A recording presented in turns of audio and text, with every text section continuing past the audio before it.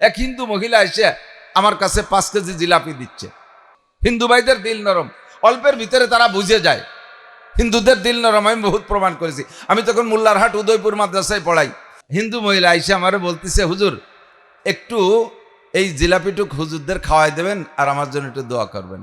আমি বললাম যে আপনি তো পরিচয় বলেন। তো বললো এক হিন্দুর স্ত্রীর কথা বললো যে আমি অমকের স্ত্রী।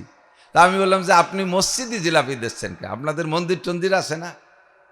তো বলতেছে হুজুর সেদিকে আর বলবো না, উনি যা বলছে তাও বলবো না, অনেক হিন্দু ভাইরা আশেপাশে তারাও শুনবে।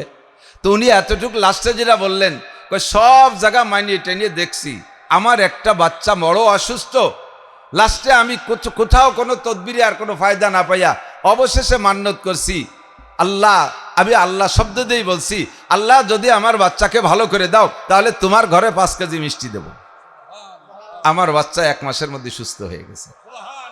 কাজে আমি আল্লাহর কাছে দায়বদ্ধ, হুজুর 5 কেজি মিষ্টি নিয়ে আপনি একটু খাইয়েন, ফেলাই দিয়েন না। দিলটা কত নরম, কত সরল, কত সফট। একজন মুসলমান জন্মসূত্রে বহুত বেঈমান আছে, নামে মাত্র মুসলমান কিন্তু বেঈমান, তারে বুঝাইতে বছর পর বছর অস করিয়া এত তাড়াতাড়ি লাইনে আনা যায় না। একজন অমুসলমানকে যদি সঠিক বুঝ দেওয়া যায় সে সহজে বুঝিয়ে ফেলে। কিন্তু যার কপালে খতামাল্লাহু আলা কুলুবিহিম ওয়া আলা সামঈহিম ওয়া আলা আবসারিহিম গিশাওয়া, যার অন্তরে আল্লাহ মোহর লাগাই দিয়েছে, তার বেয়াদবি সীমা লঙ্ঘন করার কারণে মোহর লাগাই দিয়েছে, চোখের সামনে পর্দা দিয়ে দিয়েছে, হকরে দেখো দেখবে না, হক কানের সামনে পর্দা লাগাই দিয়েছে, হক শুনিয়েও শুনবে না, অন্তরে সিল লাগাই দিয়েছে, সিলগালা করে দিয়েছে, হাজারো বুঝানোর পরেও বুঝবে না।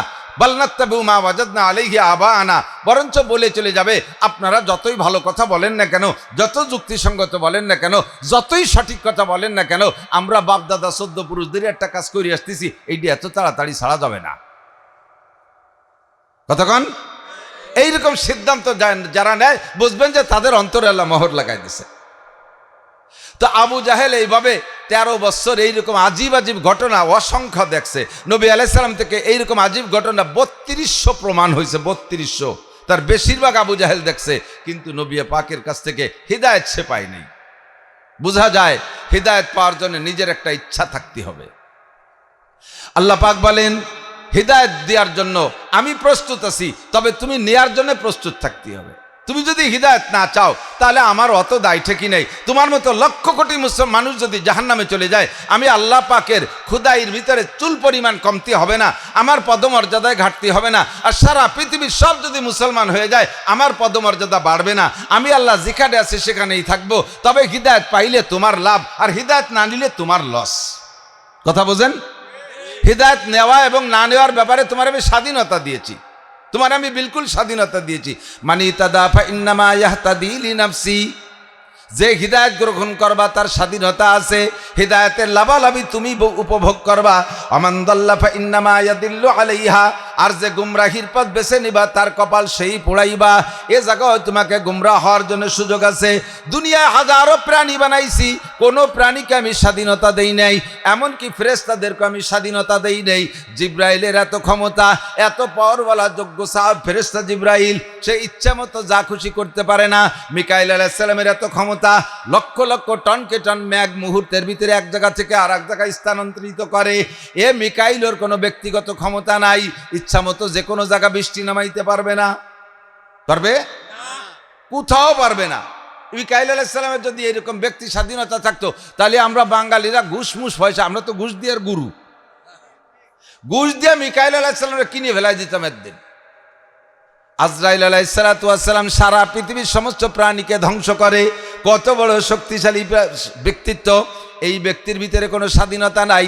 আমি বদদুয়া করলাম আর আজরাইল আলাইহিস সালামকে বললাম আপনারে 50 কোটি টাকা দেওয়া হবে বাংলাদেশ থেকে, ডোনাল্ড ট্রাম্পের নেতানিয়াহুরে মারিয়ে দেন। আজরাইল কি তা পারবে? যতক্ষণ পর্যন্ত আল্লাহর হুকুম না হবে আজরাইল এই কাম করতে পারবে না। কোনো ফেরেশতার স্বাধীনতা নাই, হাতিটারও স্বাধীনতা নাই, মানুষের কাছে ধরা পড়ে যায়, শিকলে বন্দী হয়ে যায়, ইচ্ছে মতো যা খুশি করতে পারে না। রয়্যাল বেঙ্গল টাইগার শক্তিশালী বাঘ, একটা বাঘ যদি টেকের হাট মাদারীপুরাই জলিলপাড় এলাকায় ঢুকছে বলে খবর পাই, আমরা একজনের জায়গা থাকবো না, দৌড়ই যার যার বাড়ি চলে যাব। অথচ এক বাঘে এত মানুষে খাতি পারবে না, এটা আমরা ভালোই জানি, ঠিক না? কিন্তু একটা বাঘের ভয়তে এখানে থাকবো না। সেই এত বড় শক্তিশালী বাঘটারও স্বাধীনতা নাই। চিড়িয়াখানায় যেয়ে দেখেন কবে আটকায় তুইছে সেই জেলখানার ভিতরে বসে বসে এতেকাপ করতেছে, চারটে দিলি খায় না দিলি রোজা থায়, বসে বসে আল্লাহ বিল্লারে। তার স্বাধীনতা শেষ। কতক্ষণ? বনের রাজা সিংহ তারে আটকাই তুইছে, স্বাধীনতা শেষ। 50 লক্ষ টাকা 20 লক্ষ টাকা দামের একটা ষাঁড় গাবতলির হাটে কুরবানির সময় বিক্রি হলো, 2 টন তার গায়ে ওজন, কত শক্তি তার, তারও স্বাধীনতা নাই যে আর একজনের জমিতে যে ধান খাবে ইচ্ছে মতো মার দিয়ে পরের ফসল খেয়ে বেড়াবে, তারও স্বাধীনতা নাই, গলায় পায়ে শিকল দিয়ে তারা বান্ধিয়ে রাখে। ঠিক কি ঠিক না? তো মানুষের স্বাধীনতা আছে না নাই? মদ খাবেন আল্লাহ মুখ ব্যাখ্যা করে দেয় না, সাথে সাথে জিনা করবেন সাথে সাথে আল্লাহ তাআলা ফেরেশতা দিয়ে পিটান শুরু করে দেয় না, সারা জীবন নামাজ পড়েন না এর জন্য আল্লাহ আপনার অক্সিজেন বন্ধ করে দেয় নাই, আপনার জন্য ভাত কাপড় বন্ধ করে দেয় নাই। আপনি দুর্গা পূজায় যান, সে জায়গা যাওয়ার সময় আল্লাহ আপনার ঠ্যাং ভেঙে দেয় না। কালী পূজা, লক্ষ্মী পূজা, সরস্বতী পূজা, উড়াকান্দি যান মুসলমান, যাওয়ার সময় আপনার গাড়ি অ্যাক্সিডেন্ট করে না। আপনি গান বাজনা শুনতে যান, যাওয়ার পথে আল্লাহ পাক আপনাকে হস্তক্ষেপ করে না। চুরি করার সময় হাত কান প্যারালাইসিস করে দেয় না। ডাকাতি করার সময় আপনার হাত কান প্যারালাইসিস করে দেয় না। গান শোনার সময় কান্ডা বয়রা করে দেয় না। মদ গাঁজা ইয়াবা ফেনসিডিল খাওয়ার সময় মুখখান্ডে প্যারালাইসিস করে দেয় না। আপনি হারাম খাইতেছেন, জিহ্বা দিয়ে কত জিহ্বাটারে অচল করে দেয় না। আপনি এই জিহ্বা দিয়ে কত মিথ্যে কথা বলতেছেন, আল্লাহ পাক আপনার জিহ্বাটাকে প্যারালাইজ করে দিচ্ছে না। তাৎক্ষণিকভাবে কোনোই অ্যাকশন আল্লাহ পাক নিচ্ছে না। এর মানেই হলো জগতে আপনি ভালো মন্দ যাহাই করবেন সব জায়গা সব কিছু করার স্বাধীনতা আপনার আছে। কতক্ষণ? মসজিদে যাবেন এর জন্য আল্লাহ আপনার স্বাধীনতা দিয়েছে, মন্দিরে যাবেন স্বাধীনতা দিয়েছে, মাদ্রাসায় যাবেন যাওয়ার স্বাধীনতা আছে, স্কুলে যাবেন যাওয়ার স্বাধীনতা আছে, টুঙ্গির ইস্তেমায় যাবেন যাওয়ার স্বাধীনতা আছে, উলাকান্দি ঠাকুরবাড়ি যাবেন যাওয়ার স্বাধীনতা আছে। আছে না নাই? ও জায়গা যাইতে, খারাপ জায়গা যাইতে গেলে ঠ্যাং ভেঙে দেয় না, পা ভেঙে দেয় না। আবার ভালো কাজের জন্য আল্লাহ পালকিও পাঠায় দেয় না। এই যে মাহফিলে আছেন, কাজটা ভালো না মন্দ? মন্দ না ভালো? ভালো কাজ। এর জন্য কি আপনাকে কের বাড়ি আল্লাহ আলাদা করে ফেরেশতা যে ফালকি ভেটাই দিছে, ব্যান ভেটাই দিছে? যার যার কায়দায় সেই সে আইছেন। স্বাধীনতা আছে, এই বিদায় আমরা আসতে পারছি, স্বাধীনতার বদৌলতে আর এক দল আসে নাই। ঠিক না? এই স্বাধীনতা নিয়ে আপনি যদি ভালো কাজ করেন, স্বাধীনতাকে যদি ভালো জায়গা ব্যবহার করেন, তাহলে আপনার লাভ কি? মানি তাদাফা ইন্নামা ইয়াতাদি লিনাফসি, হিদায়াতের বিনিময়ে আমি আল্লাহ পাক রেখেছি বিশাল কিছু, জান্নাতিন তাজরি মিন তাহতিহাল আনহার খালিদিনা ফিহা আবাদা রাদিয়াল্লাহু আনহুম ওয়া রাদু আন। জোরে বলি সুবহানাল্লাহ। তোমাদের জন্য রেখেছি জান্নাত। কেমন জান্নাত? খেয়াল করেন, তোমাদের জন্য হিদায়াত প্রাপ্তদের জন্য রেখেছি পুরস্কার। পুরস্কারের নাম হলো জান্নাত। আখিরাতে কি পাবা? কি তার মধ্যে? ওয়ালাকুম ফিহা মা তাশতাহি আনফুসুকুম ওয়ালাকুম ফিহা মা তাদউন। জান্নাতীদেরকে জান্নাতে ঢুকাই দিয়া আল্লাহ তাআলা প্রত্যেক জান্নাতীকে তার আমলের প্রতিদান বুঝাই দেবে। প্রত্যেক আমলের প্রতিদান বুঝাই দেবে। কি কারণে? তুমি কি পাইলা? তোমার জান্নাতের ভিতরে এই যে দেখতেছো, এটা নামাজের বিনিময়, এইটা দেয়া হলো রোজার বিনিময়, এইটা হজের বিনিময়, এইটা জাকাতের বিনিময়, এইটা তিলাওয়াতের বিনিময়, এইটা জিকিরের বিনিময়, এইটা ফরজের বিনিময়, এইটা ওয়াজিবের বিনিময়, এইটা তাহাজ্জুদের বিনিময়। একটা একটা করে বুঝাই দেবে। জান্নাতের মধ্যে 4টে নদী থাকবে। কয়টা নদী? প্রত্যেকের জান্নাতে থাকবে। এর পুরো বেস্তে 8টা বেস্তে জড়ায় 4টে নদী, তালিতে আবার শেষে ওই নদী নিয়ে আবার উজনে যারা তারা ইন্ডিয়া লাগে মতো আবার বানটান দিয়ে পানি বন্ধরি দিতে পারে। এই 4 নদী কি কি? পদ্মা, মেঘনা, যমুনা, মধুমতি। আসালাম মুসাফা 1 নম্বরে, মা আন্তহুরা পবিত্র পানির নদী, কোন সুবহানাল্লাহ। আসালাম মুসাফা 2 নম্বরে, মধুর নদী। মধু খাইতে শাক কাটা লাগবে না, নদী ভরা মধু। 3 নম্বরে লাবানান খালেসা, পিওর দুধের নদী। ও নদীতে খালি দুধ, ও দুধের মধ্যে আবার চিংড়ি মাছ নাই। ও নদীর দুধের ভিতরে কোনো ভেজাল নাই, কোনো পানি নাই, পিওর দুধ। আর দুধ দুধ খাইতে গাই পালা লাগবে না, গোবর ফেলানো লাগবে না, ঘাস কাটা লাগবে না। কন্যা সুবহানাল্লাহ। 4 নম্বরে সারবাতান সায়েগান লিশারিবিন, কলিজা ঠান্ডা করার মতো শরবতের নদী। আপনাকে বুঝাই দেয়া হবে, প্রথম দিন পুরুষরা জান্নাতে যাবেন, এক একজন পুরুষকে আল্লাহ তাআলা 72 জন স্ত্রী দেবে প্রথম দিন। এবার একটু সুবহানাল্লাহ কম যে, কম হয়ে গেছে বউ। 72 জন বউ নাকি? ভয়তে সুবহানাল্লাহ করলেন না? যে আমাকে বাড়ির পাশে একজন 2 বোর জ্বালায় বাড়িই থাকতে পারে না, 12 মাস কাল তবলিগি খায়, আর 72টা বউ বলি বেশটা তো দূরই কথা, দোজকেই থাকতে পারবো না নাকি তা। আল্লাহর কসম ওই বউকের মধ্যে গ্যাঞ্জাম হবে না। 72টা স্ত্রী, বলবেন কি সুবহানাল্লাহ। কমে গেলে আর একটু বলি, পরিষ্কার হাদিস, সহি হাদিস, জান্নাতের ভিতরে এমনি তার এই যে কেলাকেসুকিনের বাজার হবে না, ওগুলো যা দরকার সব যা ঘরে ঘরে বসে পাবেন, অনলাইনে চলে আসবে। বউ কিন্তু একটা বাজারে যা লাগবে, ওই বাজারের নামই বউ বাজার। এক একজন জান্নাতি পুরুষ প্রত্যেক মাসে 1000 করে নতুন করে বিয়ে করবে, কন্যা সুবহানাল্লাহ। ওই সারা জুতি এত বউ যে কি করবো, সে যা করার দরকার সেই সময় করেন, কিন্তু পাবেন আমি কয়ে দিয়ে গেলাম। এরপরে কথা সব দেওয়ার পরে কি বলে, এদিক তাকান, জান্নাতের ভিতরে ঘর বাড়ির দরকার না। জান্নাত কিন্তু একটা ফাঁকা জায়গা, জান্নাত একটা খোলা মাঠ, ওর মধ্যে কিচ্ছু নাই আপাতত। যারা যারা দুনিয়ায় আমরা কলেমা পড়েছি, কলেমা পড়ে সাবালে ঘর আগে কলেমা পড়ার আগ পর্যন্ত আমার নামে কোনো বরাদ্দ নাই, আমার নামে এক দাগ জমি আছে, কিন্তু ওইটাকে আমার নামে আনতে হলে, রেকর্ড সংশোধন করে মিউটেশন কমপ্লিট করে নামে আনতে হলে লাগবে লা ইলাহা ইল্লাল্লাহ মুহাম্মাদুর রাসূলুল্লাহ। এই কলেমা পড়ে জমি রেকর্ড করতে হবে। যারা কলেমা পড়েছে প্রত্যেকের নামে এক দাগ জমি দলিল হয়ে গেছে, বলেন সুবহানাল্লাহ। জমিটা কটুক, আপনাদের এই বিলির মতো একটুক না, কমপক্ষে সবচেয়ে ছোট জান্নাত যে পাবে এই দুনিয়ার সমান 10 দুনিয়া সমপরিমাণ জমিন তার দলিল। এক কলেমার এত জোর যে এক কলেমায় এত বড় জমি দলিল করে দিছে, তবে জমিটা ফাঁকা, একটা দুগলো গাছের আগাও নাই, পুরো সমান চর। এখন ওই জায়গা যা বানাবেন এই দুনিয়ার থেকে বানায় নিয়ে যেতে হবে। এই দুনিয়ার থেকে সিস্টেম কি, আপনি যত আমল করবেন এই আমলের বিনিময়ে আপনার বেহেশতের ভিতরে তৈরি হতে থাকবে পণ্য। যে ধরনের আমল করবেন ওই ধরনের আমলের বিপরীত আল্লাহ পাক এক একটা নিয়ামত রাখছে। ওই 4টে নদী পাইতে এক আমল, তারপরে বাগবাগান পাইতে আলাদা আমল, স্ত্রী এই হুর পাইতে আলাদা আমল। আপনাকে জান্নাতের ভিতরে যদি ঘর বাড়ি দালান কোঠা বানাইতে হয়, এর জন্য একমাত্র আমল হলো কোরআনে কারীমের তিলাওয়াত। যারা শুধু সূরা ফাতিহা জানেন আর কোনো কিছু জানেন না, আলহামদুলিল্লাহ সূরা জানেন তো সবাই, আলহামদুলিল্লাহ সূরা জানেন, শুধু আলহামদুলিল্লাহ সূরা ছাড়া কিছু জানেন না। জীবনে যতবার আলহামদুলিল্লাহ সূরা পড়বেন অতটা 7 তলা দালান হবে, যতবার আলহামদুলিল্লাহ সূরা পড়বেন অতটা 7 তলা দালান হবে। আর এক বৈঠকে এক তালে এক তরতিবে যদি এক খতম কোরআন শরীফ জীবনে একবার পড়েন, আল্লাহর কসম দেখেও যদি পড়েন, হাফেজ হওয়া জরুরি না, দেখেও যদি এক খতম পড়েন, আপনার জন্য জান্নাতের ভিতরে কোরআন শরীফের আয়াত সংখ্যা পরিমাণ, আয়াতের সংখ্যার মধ্যে মতানৈক্য আছে। কেউ বলে 6666, কেউ বলে 6236, যেটাই হোক না কেন এই আয়াত সংখ্যা পরিমাণ বিল্ডিং আপনার জান্নাতের মধ্যে তৈরি হয়ে যাবে। কোনো ইট বালি সিমেন্ট এই জায়গাতে আলাদা পাঠানো লাগবে না। একদল ব্যঙ্গ কর্নেলা ঠাট্টা কর্নেলা আমাকে উপহাস করে, এখানে বসে কোরআন শরীফ পড়ে বেহেশতের মধ্যে দালা নয়। তুমি মানে ইট বালি ফাটাইছো কার গাড়ি তৈরি, কোন বাটার ইট পাঠাইছো, সিমেন্ট কবে পাঠাইলে, ইঞ্জিনিয়ার কিনা, রাজমিস্ত্রি কিনা? আরে সুরা এ জায়গাতে পাঠানো লাগে না। বর্তমান দুনিয়ার সব কিছু আমাদের আখেরাতের জন্য উদাহরণ। তুমি আমেরিকায় থেকে কোটি টাকা পাঠাও, 10 বছর পর আইসে দেখো যে ঢাকার প্রাণ কেন্দ্রে তোমার 30 তলা দালান হয়ে গেল। তুমি ওই জায়গা থেকে টাকা পাঠালে যদি এই জায়গা দালান হতে পারে, আমি এই জায়গা থেকে কোরআন শরীফ পাঠাইলে জান্নাতের মধ্যে দালান হইতে পারে কি পারে না? ঠাট্টা হয়ে রেখা বাপের কবরের ভিতরে কুলুসুরো বেড়ে নিয়ে কি পাঠাও, কবর দিয়ে গাদাইয়ে টাইট করে পাড়াইয়ে বন্ধুরে তুই একটু হুটু ভাটা দরজা রাখো না কোনো জায়গায় দিয়ে, এই কুলুসুরো ঢোকে কোন জায়গায় দিয়ে? তারে কি কব, তুই যে তোর বাপ যে চট্টগ্রামের থেকে টাকা পাঠাইলে তোর মোবাইলের বিকাশে, এই মোবাইলের বিকাশের মধ্যে টাকা ঢোকে কি ঢোকে না? তা টাকা ঢোকলো কোন ফুটো দিয়ে তা তো একটু দেখতে পারলি না।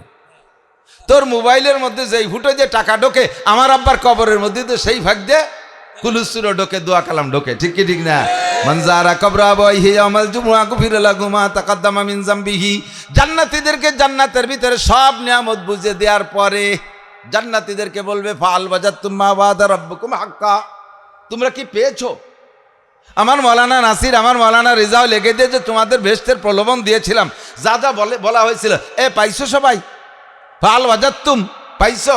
সবাই বলবেন আলহামদুলিল্লাহিল্লাযী কদ ওয়াজাদনা মা ওয়াদানা রাব্বুনা হাক্কা।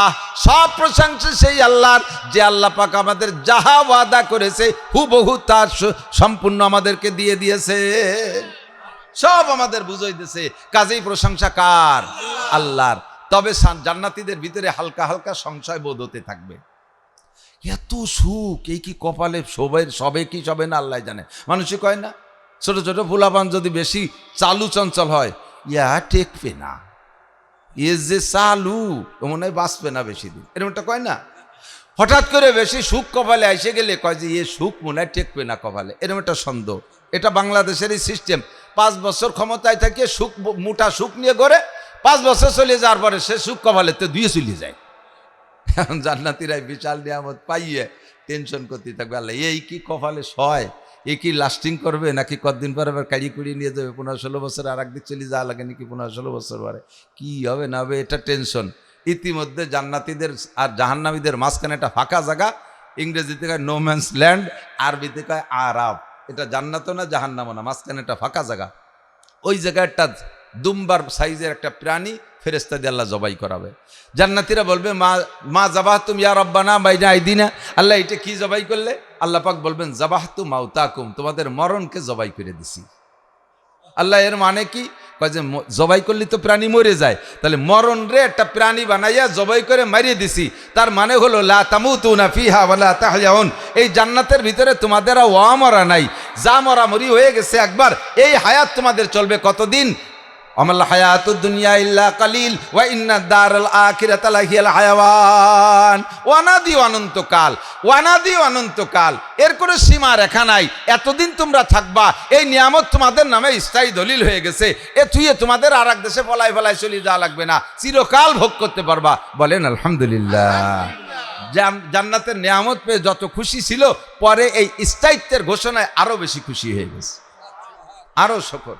জাহান্নামীরাও দেখবে ওই প্রাণীটার জবাই, ওদেরকেও বুঝাই দেওয়া হবে। তোমরা যে জাহান্নাম খাটতিছ, একটা জিনিস, এটা একজন একটা থাপ্পড় দিছে, রাগ করে একটা থাপ্পড় দিছে, থাপ্পড় একটা জায়গা 5টা দেন, কি জন্য দিলেন বুঝই কন, ঠিক না?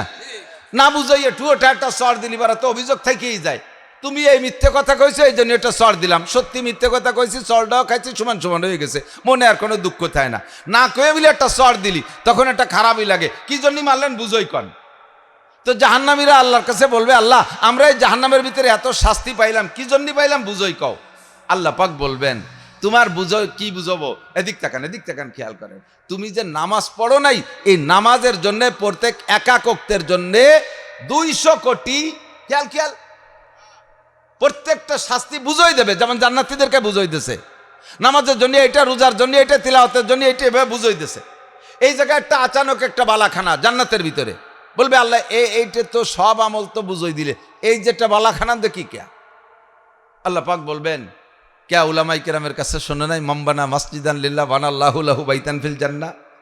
যে লোক মসজিদ নির্মাণ করে, মসজিদ আবাদ করে, মসজিদ তৈরি করে, মসজিদের খেদমত করে, মসজিদে রেগুলার যায়, মসজিদের পাটি পরিষ্কার, মসজিদ ঝাড়ু দেয়, মসজিদে পাটি বিছায়, কয়েল জ্বালায় দেয়, ফ্যান চালায় দেয়, লাইট লাগায় দেয়, এই সমস্ত মানুষদের জন্য আল্লাহ তাআলা জান্নাতের মধ্যে আলাদা একটা বালাখানা বানাবে। এটা শুনছিলে না? বলে হ্যাঁ, বলে এই যে হলো সেইটা, বলবেন না সুবহানাল্লাহ, এইটা হলো সেইটা।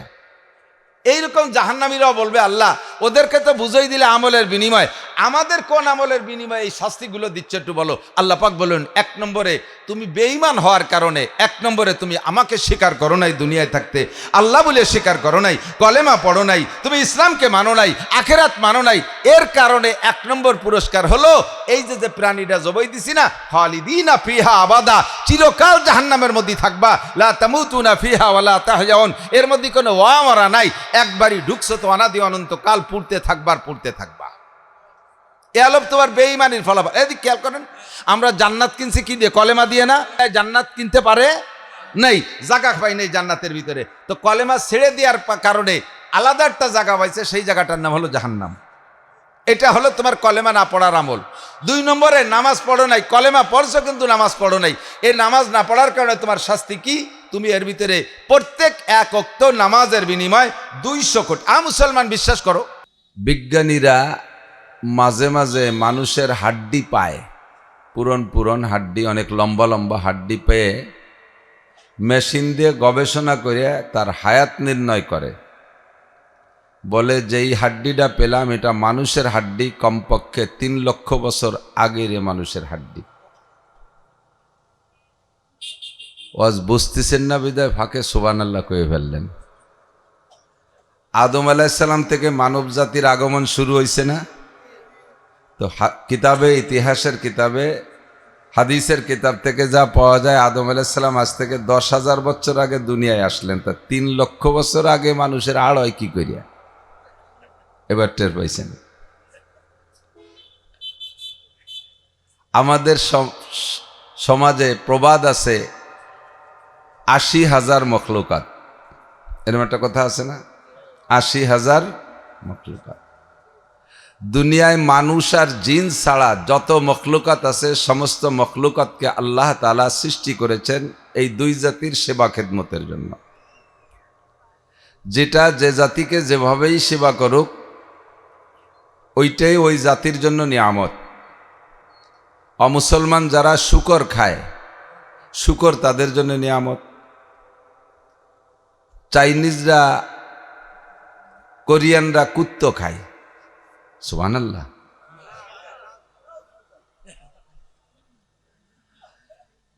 তো কুত্তো তাদের জন্য আল্লাহ তাআলা অ্যাভেলেবেল বানাইছে। ভারতের শুধু কয়েকদিন আগে খবর পেলাম,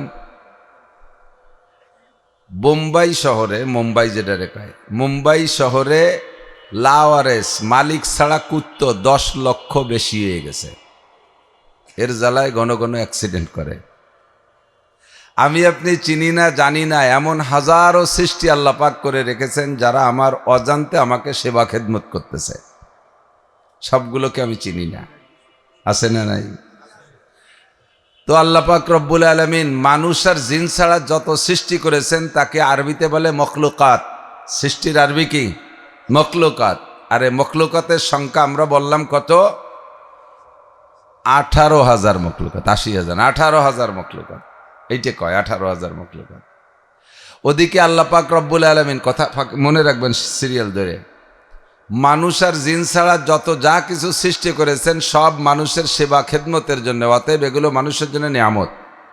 সূর্যটা আমাকে সেবা করে না, এটা আমাদের জন্য নিয়ামত। চন্দ্র আমাদের জন্য নিয়ামত, তারকা আমাদের জন্য নিয়ামত। বাতাস আমাদের জন্য বানাইছে, বাতাস তো আল্লাহ ব্যবহার করে না। আল্লাহর কি মাঝে মাঝে গরম বেশি খায় বলে বাতাস বেশি খায়? বাতাসও আল্লাহ খায় না, পানিও আল্লাহ খায় না, কোনো কিছু আল্লাহ ব্যবহার করে না। যা কিছু বানাইছে খুলিকা লাকুম কুল্লু শাই, তোমাদের জন্য সব কিছু বানানো হয়েছে। অখুলিকতুম লিল্লাহ, আর একমাত্র মানুষ আর জিনকে আল্লাহ তাআলা বানাইছে তার জন্য। তার মানে লিল ইবাদত, আল্লাহর ইবাদতের জন্য এই দুই জাতিকে বানাইছে। আর বাকি সব আমাদের খেদমতের জন্যই বানাইছে। কথা বলেন ঠিক কি না? আপনি একজন মানুষ, আপনি বিবাহ শাদী করার পরে সন্তানের তামান্না হয়। যারা রুচিশীল সন্তান নিতে চায়, অনেকে আছে বেশি সন্তান নিতে চায়, অনেকে আছে আবার একটা দুটোর পর থামিয়ে যায়। তো সন্তান যদি পরপর আপনার গোটা 5 ছেলে হয়, 1-1.5 বছরের ডিস্টেন্স, ঘন ঘন 5টা ছেলে হয়েছে। শুরুতে যদি টেমা ছোটো মোটো টেমাটুমো বল দেওয়া যায় না, তো আচানক 16-18 বছর পরের থেকেই তারা ঝাড়া মেরে বিটা হওয়া শুরু হয়, জোয়ান হয়ে যায়। তো বাপের যদি 5-7টা ছেলে ধম করে জোয়ান হয়ে যায়, বাপের হিম্মত বাড়িয়ে যায়। বুড়ো বাপের আবার যৌবন ফিরে আসে। 7টা ছেলে স্বাবলম্বী, 7টা ছেলে লাঠিয়াল, 7টা ছেলে ইনকাম করবে, কত হিম্মত, কত সাহস, ঠিক না? তো আব্বা মা বুড়ো হয়ে গেলে সন্তানরা তাদের ইনকাম করে খাওয়াবে বিদায় এই সন্তানগুলো জন্ম দিয়েছে, আর তারা সত্যি সেভাবে খেদমত করে, এই আশা আমরা আব্বা মারা করি। এই সামনে আর কিছুদিন পরে কুকুরে ডেলিভারি শুরু হবে। একটা কুত্তর 5টা পুত্র সন্তান হয়েছে। কোনো মা কুত্ত কি এই বলে একটা অপেক্ষা করতে পারে যে আর মানুষের দুয়ারে দুয়ারে বাড়ি দুড়ি পিটেন পাটান খাই বেড়াতে হবে না? একটা বছর জাতি না জাতি ছেলেগুলো সব বেটা হয়ে যাবে, সব সরকারি চাকরি পাবে, জায়গায় বসে থাকবো আর ওরা কামাই এনে খাওয়াবে, এই বলে কি কোনো মা কুত্ত আশা করতে পারে? জন্ম দেবে সে, সেই বাচ্চা কুত্তগুলো তার মার খেদমত করবে না, তারাও আমাদের খেদমত করবে। আমাদের বাড়ি নাইট গার্ড, রাতের ডিউটি করবে, পাহারাদারি করবে। গাভীটা বাচ্চা দেয়, এই বাচ্চাটা বড় হলে তার মারে 1 মুঠ ঘাস কাটিয়ে খাওয়ায় না? খাওয়ায়। সে বাচ্চাটাও বড় হলে আমারই খেদমত করে, ঠিক কি না? বলতে গেলে সারা জীবন শেষ হয়ে গেলেও শেষ হবে না। আল্লাহ তাও বলেছেন, ওয়া ইন তাউদ্দু নি'মাতাল্লাহি লা তুহসুহা, আমি তোমাদের জন্য এত নিয়ামত সৃষ্টি করেছি যে যেই নিয়ামত তোমরা সকলে মিলে যদি গণনা করার চেষ্টা করো, সারা দুনিয়ার সব মানুষ গণনা করে শেষ করতে পারবা না। কথা কি সত্য? বিশ্বাস হয়? তাহলে এবার দুটো কথারে আপনি ততবিক দেন, এর কি বলে মীমাংসা করেন। একদিকে বলি মখলুকাত 18,000, আর অপর দিকে আল্লাহর এই কথাকে বিশ্বাস করলাম যে মানুষ আর জিন ছাড়া যত সৃষ্টি আছে মখলুকাত বলে আরবিতে, সবগুলো মানুষের জন্য নিয়ামত। আর নিয়ামত সংক্রান্ত আল্লাহ পাক ঘোষণা দিলেন, আমি তোমাদের জন্য এত সংখ্যা নিয়ামত বানাইছি যে তোমরা সবাই মিলে গুণে শেষ করতে পারবা না। তো নিয়ামত যদি 18,000-এর ভিতরে, মখলুকাত যদি 18,000-এর মধ্যে সীমাবদ্ধ হয়, তাহলে আমরা সবাই মিলে 18,000 নিয়ামত গুনতে পারবো না? কি গুনতে পারবো না? টাহা গুনি বেলায় 18,000 লাখ লাখ, আর 18,000 গুনতে পারবে না। তাহলে দুইটা কথার ভিতরে বিরোধ হয়ে গেছে, ঠিক না? তাহলে আমরা যেটা বলি এইটা সত্য না আল্লাহরটা সত্য? কাজে 18,000 মখলুকাত কথাটা ভুয়ো মিথ্যে কথা, এ আর কোয়া যাবে না। 1 লক্ষ মতান্তরে 2,24,000 নবী রসুল। মতান্তরটা কি লাখের মধ্যে হয়? লাখ ঠিক থেকে বাংটা টুকির মধ্যে মতান্তর হয়। 24,000 বা 25,000, 24,000 বা 23,000, ওই হাজারের মধ্যে ঝামেলা বাদুক, লাখের মধ্যে জ্ঞান জামাই কি রে? এটাও একটা ভুয়ো কথা। অসংখ্য নবী রসুল আল্লাহ তাআলা পাঠিয়েছেন। আখিরি নবী মুহাম্মদুর রাসূলুল্লাহ সাল্লাল্লাহু আলাইহি ওয়াসাল্লাম আর আদম আলাইহিস সালাম প্রথম নবী, দুইজনের মাঝে সর্বোচ্চ 8,500 বছরের ডিস্টেন্স। কাজেই 3 লাখ বছরের আগের মানুষের আড় পাওয়া, এ কথা কি সত্যি হতে পারে? তোমাদের বিজ্ঞানীরা অনেক জায়গায় অজ্ঞানী সাব্যস্ত হয়ে যায়, তা আমাদের কাছে প্রমাণ আছে।